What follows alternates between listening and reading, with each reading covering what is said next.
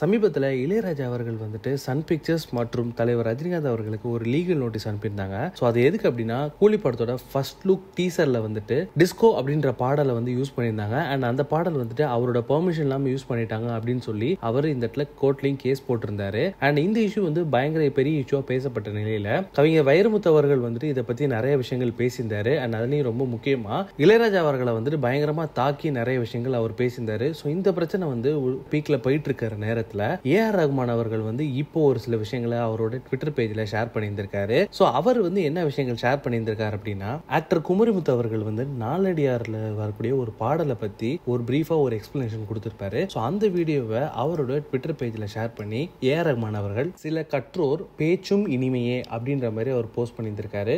So அந்த வீடியோல வந்துட்டு குமரிமுத்து அவர்கள் என்ன சொல்லியிருக்காரு அப்படின்னா, ரொம்ப தான் படிச்சுட்ட அப்படின்னு தற்புகழ்ச்சியில இருக்காதடா, உன்னை பத்தி எனக்கு நல்லா தெரியும். அந்த சூரியன்லேருந்து வரக்கூடிய கதிரையே வந்துட்டு கொடைக்குள்ள இருந்தோம்னா அது உங்களை காத்துக்கும். நிறைய படிச்சவனுக்கு கொஞ்சம் படிச்சவன் தான் அச்சாணியா இருக்கானா, இல்லைன்னா அவங்களோட வண்டி ஓடாதான். ஸோ இந்த மாதிரி வந்துட்டு கற்றவர்களை பத்தின ஒரு சின்ன பாடலை வந்து அவர் எக்ஸ்பிளைன் பண்ணியிருந்தாரு. ஸோ அந்த பாடலை வந்துட்டு இப்போ ஏஆர் ரகுமான் அவர்கள் அவரோட ட்விட்டர் பேஜ்ல ஷேர் பண்ணி அதுக்கு ஒரு சில கேப்ஷன் கொடுத்திருக்காரு. ஸோ இதை பார்க்கும்பொழுது நிறைய பேர் என்ன சொல்லிட்டு இருக்காங்க அப்படின்னா, இளையராஜா அவர்களை தான் வந்துட்டு ஏஆர் ரகுமான் இந்த இடத்துல மென்ஷன் பண்ணி சொல்லியிருக்காரு அப்படின்ற மாதிரியான நியூஸும் இங்கே சோஷியல் மீடியாவில் பயங்கர பேர்லாம் பரவிட்டு வந்துட்டு இருக்கு.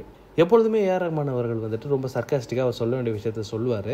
ஸோ இந்த இடத்துலையும் ஏஆர் ரகுமான் அவர்கள் வந்துட்டு ரொம்ப சர்க்காஸ்டிக்காக அவரோட கருத்தை சொல்லவும் செஞ்சிருக்காரு.